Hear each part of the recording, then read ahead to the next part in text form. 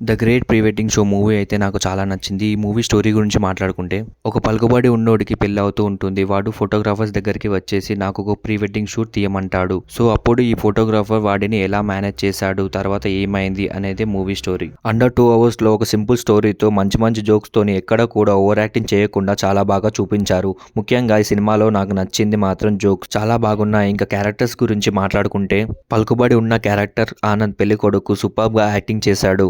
#90s లో act చేసిన రోహన్, ఇంకా మసూదాలో యాక్ట్ చేసిన తిరువీర్ కూడా చాలా బాగా పర్ఫార్మెన్స్ చేశారు. అండ్ సినిమాలో 2 లవ్ స్టోరీస్ ఉంటాయి. 2 లవ్ స్టోరీస్ కూడా చాలా బాగా చూపించారు. హీరోయిన్ కూడా చాలా క్యూట్ గా పర్ఫార్మెన్స్ చేసింది. ఓవరాల్ గా మూవీ అయితే నాకు బాగా నచ్చింది.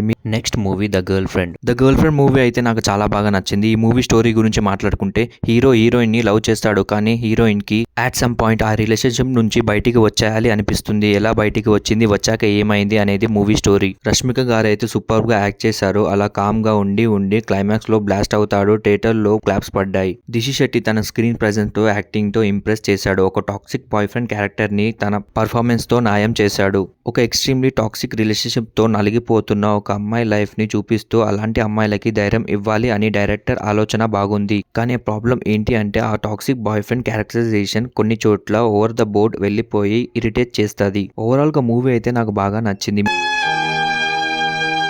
ఇప్పుడే మన రవితేజ గారి భర్త మహాసభలకు విజ్ఞప్తి గ్లిమ్స్ చూశాను. గ్లిమ్స్ అయితే చాలా బాగున్నాయి. ఒక డీసెంట్ ఎంటర్టైన్మెంట్ మూవీ కనిపిస్తుంది. ఈ మూవీ డైరెక్టర్ ఎవరో తెలిస్తే మీరు షాక్ అవుతారు. నేను శైలజ, ఉన్నదే ఒకటి జిందగీ, చిత్రలహరి ఈ మూవీస్ తీసిన డైరెక్టరే. అవును, కిషోర్ తిరుమల గారు. అదేనండి, రీసెంట్ గా మిరాయ్ మూవీలో పోలీస్ క్యారెక్టర్ చేశారు కదా, ఆయనే. మరి ఈ మూవీతో అయినా మన మాస్ మహారాజ్ రవితేజ గారు కంబ్యాక్ ఇస్తారా లేదా చూడాలి. ఇప్పుడు అల్లరి నరేష్ గారి 12A రైల్వే కాలనీ ట్రైలర్ చూశాను. ట్రైలర్ అయితే చాలా బాగుంది. ఈ ట్రైలర్ చూస్తుంటే ఇది ఒక సస్పెన్స్ థ్రిల్లర్ మూవీ అనిపిస్తుంది. ఇంకా ఈ మూవీ చాలా డిఫరెంట్ లొకేషన్స్ తో తీస్తున్నట్టు కనిపిస్తుంది. అల్లరి నరేష్ గారు ఈ మూవీలో చాలా కొత్తగా కనిపిస్తున్నారు. అండ్ ఈ cinema writer doctor Anil Vishwanath is the director of Polimera franchise. Doctor Anil Vishwanath గారి పొలిమేరా 1 and 2 మూవీస్ చాలా బాగుంటాయి. నరేష్ గారి 12A రైల్వే కాలనీ మూవీ కూడా సూపర్ గా ఉండాలని కోరుకుంటున్నా. మళ్ళీ కలుసుకుందాం. Please like, share and subscribe.